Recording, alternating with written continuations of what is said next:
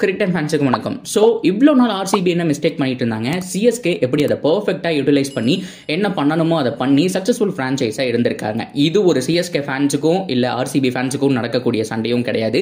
So அது மட்டும் இல்லாமல் ஆர்சிபியோட பிளேயர்ஸுக்கும் சிஎஸ்கே பிளேயர்ஸ்க்கும் நடக்கக்கூடிய வாக்குவாதமும் கிடையாது. இது முழுக்க முழுக்க மேனேஜ்மெண்ட் சம்மந்தப்பட்ட விஷயம். இந்த பிளேயர்ஸ் கோச் இவங்கெல்லாம் விட்டுருங்க. அதை தாண்டி வெளியில் ஆக்ஷனில் பார்ட்டிசிபேட் பண்ணுறக்கு ஒரு சில பேர் இருப்பாங்க. ஸோ ஆக்ஷனில் போய் அந்த சூஸ் பண்ணுறக்கு ஒருத்தங்க இருப்பாங்க. அனலிட்டிக்ஸ் மூலிமா வந்துட்டு கால்குலேட் பண்ணி அந்த பிளேயர்ஸ் எடுக்கிறவங்க இருப்பாங்க. இவங்கெல்லாம் சேர்ந்து எந்த விதமான தப்பு பண்ணியிருக்காங்க, எந்த விதமான சூப்பர் பிளேயர்ஸை தவற விட்டுருக்காங்க. ஸோ இதுக்கு நடுவில் ஏன் பெஸ்ட்டாக இருக்கிறாங்க சிஎஸ்கே, ஆர்சிபினால ஏன் கப்படிக்க முடியல அப்படிங்கிறத ஒரு ஃப்ரெண்ட்லி டிபேட்டாக நம்ம பார்க்க போகிறோம். அவ்வளோதான். ஸோ மற்றபடி எதுவுமே கிடையாது. ஸோ ஒரு ஃபேன் பேஸை தாக்கி பேசுறது அந்த மாதிரி எதுவுமே கிடையாது. நமக்கே தெரியும், நம்ம சேனலில் நிறைய பேர் ஆர்சிபி சப்போர்ட்டர்ஸ் தான் இருக்கீங்க. ஸோ அவங்களுக்காக என்ன மிஸ்டேக் பண்ணியிருக்காங்க, என்ன லேர்ன் பண்ணணும் அப்படிங்கிறத பார்க்கலாம்.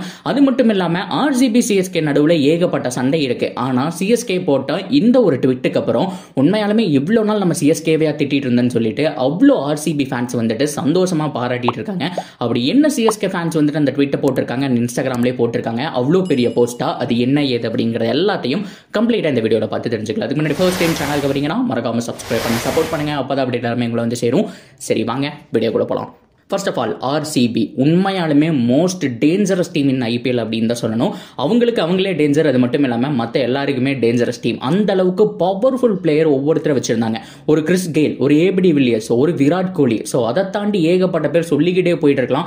அவ்வளோ டேஞ்சரஸான பவுலிங் லைனப், டேஞ்சரஸான பேட்டிங் லைனப்பும் இருந்துச்சு. அதை தாண்டி ஏகப்பட்ட நல்ல பிளேயர்ஸ் எல்லாம் வச்சிருந்தாங்க. இருந்தாலும் அவங்களால ஏன் கப்படிக்க முடியல. அப்படியே கட் பண்ணி இந்த பக்கம் மஞ்சள் படை பக்கம் வந்தோம் அப்படின்னா அவங்க எடுக்கிறது எல்லாமே 35+ இருக்கக்கூடிய பிளேயர்ஸ் எடுக்கிறாங்க. அண்ட் அவங்க எல்லாமே இன்டர்நேஷனலி மேக்ஸிமம் ரிட்டையர்ட் ஆயிருப்பாங்க, இல்லை அவங்களோட கான்ட்ரிபியூஷன் இருக்காது.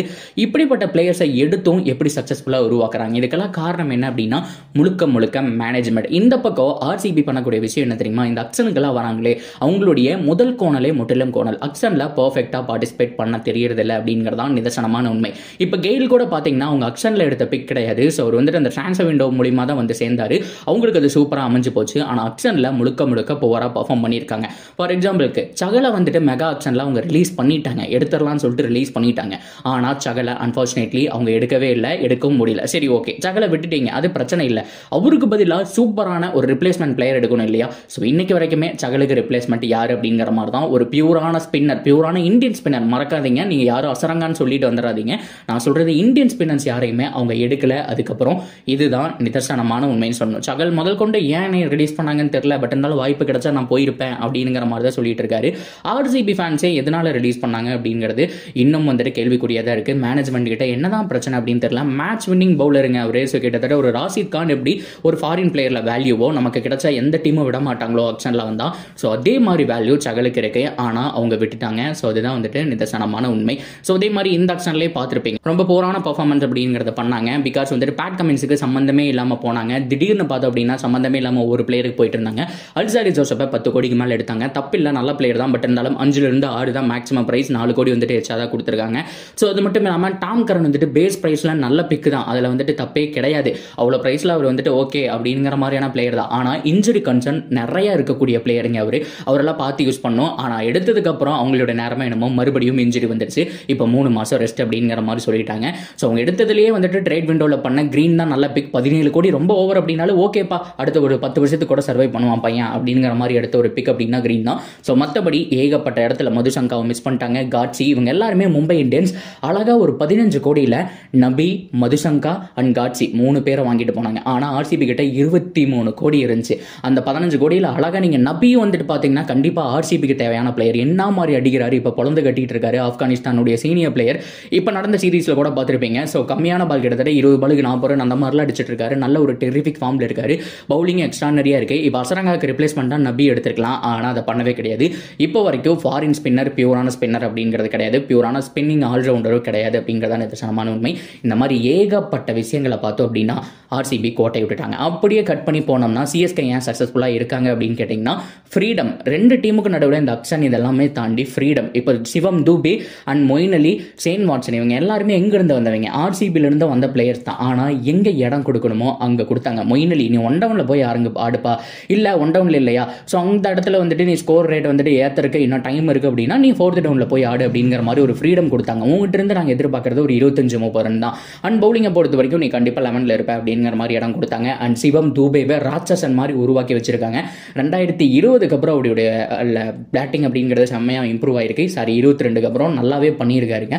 காரணம் சிஎஸ்கே ஒவ்வொரு தடவை மேட்ச் வின்னிங் நான் காட்டினதுக்கப்புறம் இந்தியன் டீமில் வந்துட்டு ஒரு போஸ்ட் மேட்ச் பிரசன்டேஷனில் சிஎஸ்கே தோனி தான் காணான்னு சொல்லிட்டு இருக்காரு.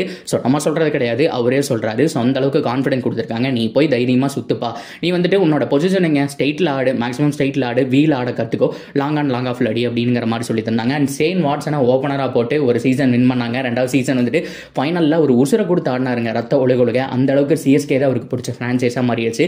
டிஎன்பிஎலோட ஓப்பனிங் மேட்ச்சில் கூட பார்த்தோம் அப்படின்னா அவர் தான் வந்துட்டு மெயினான ஆளாக கூப்பிட்டாங்க. அந்த அளவுக்கு லவ் அப்படிங்கிறது இருக்கு. இதை தாண்டி மும்பை இந்தியன்ஸ்ல இருந்த ராபின் உத்தப்பா, அதே மும்பை இந்தியன்ஸ்ல இருந்த அம்பத்தி ராயுடு, அதே மும்பை இந்தியன்ஸ்ல இருந்த டிஜே பிராவோ, இவங்க 3 பேருமே பெஸ்ட் ஃப்ரான்ச்சைஸ் சிஎஸ்கே தான் சொல்ற அளவுக்கு அவங்களுக்கு அந்த ஒரு ஃப்ரீடமை கொடுத்து ராபின் உத்தப்பாக்கு மறுவாழ்வு கொடுத்தாங்க, ராயுடுக்கு ஓப்பனராக போட்டு மறுவாழ்வு கொடுத்தாங்க. ஏகப்பட்ட சூப்பரான ஸ்ட்ராட்டஜி வந்து அப்படிங்கிறது வந்துட்டு கொண்டு வந்தாங்க. குட் கேப்டன், அது மட்டும் இல்லாமல் நல்ல மேனேஜ்மெண்ட், ஃப்ரீடம் ரொம்ப ரொம்ப முக்கியம். ஆர்சிபி சைடில் அது இல்லை அப்படிங்கிறது தான் நிதர்சனமான உண்மை. ஸோ இந்த ஒரு கம்பேரிசன் வீடியோ எல்லாருமே கேட்டிருந்தீங்க. ஏன் அவங்க சக்ஸஸ்ஃபுல்லாக இருக்காங்க, அவங்கள விட பெட்டரான பிளேயர்ஸ் ஆர்சிபி வச்சிருந்தாலும் ஏன் அடிக்க முடியல அப்படின்னா இது பிளேயர்ஸுக்கோ ஃபேன்ஸுக்கோ நடக்கிற சண்டை இல்லை. ஸோ மேனேஜ்மெண்ட் நல்லா இருக்கணும். ஸோ ஹோப்ஃபுல்லி இந்த 2024 மெகா ஆக்ஷன்லையாவது, அதாவது இந்த வருஷத்தோட கடைசியில் மெகா ஆக்ஷன்லையாவது ஸோ இந்த மேனேஜ்மெண்ட்டையும் மாற்றிட்டு புதுசாக நல்ல பிளேயர்ஸ், அதாவது அப்படியே ஃபுல்லாக எல்லா பிளேயரையும் கலைச்சிட்டு ஸோ மறுபடியும் Virat Kohli, Faf to Blessy, Maxwell இந்த 4 பேர் மட்டும் வச்சுட்டு ஒரு புது டீம் உருவாக்குவாங்க அப்படிங்கிறத நம்பலாம். ஸோ ஃபைனலாக எல்லாருமே ஆவலாக எதிர்பார்த்துட்டு இருப்பீங்க. அப்படி என்னதான் வந்துட்டு சிஎஸ்கே போஸ்ட் போட்டாங்க, அதுக்கே ஆர்சிபி ஃபேன்ஸ் எல்லாம் சப்போர்ட் பண்ணிட்டு இருக்காங்க அப்படின்னு சொல்லிட்டு ஆல்ரெடி நான் சொன்னேன் இல்லையா, பிசிசிஐ வந்துட்டு விராட் கோலியை ஒதுக்கிட்டு இருக்காங்க அப்படின்னு சொல்லிட்டு. அந்த ஃபோட்டோ ஷூட்டில் விராட் கோலி இல்லவே இல்லைங்க. எந்த ஃபோட்டோ ஷூட் அப்படின்னு நீங்கள் கேட்கலாம். ரீசெண்ட் டைமில் பிசிசி ஒரு அவார்ட் ஃபங்க்ஷன் நடத்த போகிறதா சொல்லியிருந்தாங்க. அந்த ஃபோட்டோ ஷூட்டில் எல்லாருமே இருந்தாங்க. ஆக்சுவலாக உண்மையாலுமே அந்த ஃபோட்டோ ஷூட்டில் விராட் கோலி இல்லை, அவர் வந்துட்டு பர்சனல் ரீசன் காரணமாக வந்துட்டு ஊருக்கு போயிட்டாரு. விராட் கோலி இல்லைனா கூட அந்த இடத்துல சும்மா அவரோட ஃபோட்டோ போட்டு எடிட் பண்ணி போட்டுருக்கலாம். ஏன்னா இந்த வேர்ல்ட் கப்பில் ஹையஸ்ட் ரன் யார் அடிச்சா, விராட் கோலி தான் அடிச்சா. மேக்ஸிமம் பர்ஃபார்மன்ஸும் அவர் தான். 50th 100 பார்த்தோம் அப்படின்னா அவர் வந்துட்டு கம்ப்ளீட் பண்ணிட்டாரு. மேன் ஆஃப் த டோர்னமெண்ட்டும் பார்த்தோம் அப்படின்னா அவர் தான் வாங்கினாரு. ஸோ இந்த வேர்ல்ட் கப்போட ஹீரோ முழுக்க அவர் தான். அட்லீஸ்ட் நீங்கள் ஒரு கிராஃபிக்ஸாவது அவரோட ஃபோட்டோ வரைஞ்சதில் வச்சிருக்கலாம். ஸோ அவருக்கு தானே மெயினாக அந்த ஃபங்க்ஷன் நடத்துறதே அவருக்காக தானே அப்படிங்கிற மாதிரி கேட்டுட்டு இருந்தாங்க. பிசிசிஐ கண்டிப்பாக வந்துட்டு ஒதுக்கி இருந்தாலும் அவரோட ஃபோட்டோ போடல. ஆனால் சென்னை சூப்பர் கிங்ஸ் என்ன பண்ணியிருக்காங்க தெரியுமா, எடிட் பண்ணி விராட் கோலியோட ஃபோட்டோவை வந்துட்டு அந்த இடத்துல ஃபிக்ஸ் பண்ணியிருக்காங்க. சிஎஸ்கேக்கு தெரியும் விராட் கோலி தான் வந்துட்டு அந்த ஸ்டீலர், வேர்ல்ட் கப்பை பார்த்ததுக்கு காரணமே விராட் கோலி தான். அந்த மனசு ஆனதுக்காக அட்லீஸ்ட் அவர் ஃபோட்டோ ஷூட்டில் இல்லைன்னா என்ன, நம்மளாவது வெப்போம் அப்படிங்கிற மாதிரி வேற பிரான்ச்சைஸ். ஆர்சிபிக்கு தோணல இந்த ஐடியா, மற்ற பிரான்ச்சைஸுக்கு தோணல, இன்ஃபேக்ட் ஆர்சிபிக்கே தோணல. ஸோ அதை தாண்டி பிசிசிஐக்கு தோணல, சிஎஸ்கே பண்ணாங்க. ஸோ அதனால தான் சிஎஸ்கே பொறுத்த வரைக்கும் யாரையும் வந்துட்டு ஹேட் பண்ணுறது கிடையாது. இந்த போஸ்ட்டை பார்த்ததுக்கப்புறம் அவ்வளோ ஆர்சிபி ஃபேன்ஸ் வந்துட்டு உண்மையாலுமே பிசிசிஐக்கு நீங்கள் எவ்வளவோ பரவாயில்லப்பா, ஸோ நல்லா சப்போர்ட் பண்ணுறீங்க அப்படிங்கிற மாதிரி தான் பாராட்டிட்டு வந்துட்டு இருக்காங்க. ஸோ இப்போ கூட போய் பார்க்கலாம் சிஎஸ்கே உடைய பேஜ், அதாவது ட்விட்டராக இருந்தாலும் சரி, இன்ஸ்டாவாக இருந்தாலும் சரி. ஸோ அந்த பேஜில் அவங்க போட்ட போஸ்ட்டில் விராட் கோலியோட ஃபோட்டோ எடிட் பண்ணி வச்சிருக்காங்க அப்படிங்கிறதான் நிதர்சனமான உண்மை. ஸோ இந்த ஒரு விஷயம் சோஷியல் மீடியாவில் வைரல் ஆகிட்டு இருக்கு, நான் ஷேர் பண்ணணும்னு தோணுச்சு. ஸோ இந்த வீடியோ ஷேர் பண்ணியாச்சு. மறுபடியும் சொல்கிறேன், இது ஃபேன் பேஸை பொறுத்தும் இல்லை வந்துட்டு டீம்ஸுடைய பிளேயர்ஸை பொறுத்தும் ஸோ பலவீனமா அதெல்லாம் கிடையாது. முழுக்க மேனேஜ்மெண்ட் அவங்க பண்ண சின்ன மிஸ்டேக் தான் ஆர்சிபினால அந்த ஒரு டிராஃபி அப்படிங்கிறத புஷ் பண்ண முடியல. ஹோப்ஃபுல்லி திஸ் இயர் அடிக்கலாம், அப்படி இல்லைனாலும் மெகா ஆக்ஷனில் டோட்டலாக மாற்றிடுவாங்க. பொறுத்திருந்து பார்ப்போம். அந்த ஒரு விஷயத்துக்காக தான் ஆர்சிபி ஃபேன்ஸை எதிர்பார்த்துட்டு இருக்காங்க. ஸோ வீடியோ பிடிச்சா லைக் பண்ணுங்கள், ஷேர் பண்ணுங்கள். ஸோ மறக்காமல் சப்ஸ்கிரைப் பண்ணி சப்போர்ட் பண்ணுங்கள்.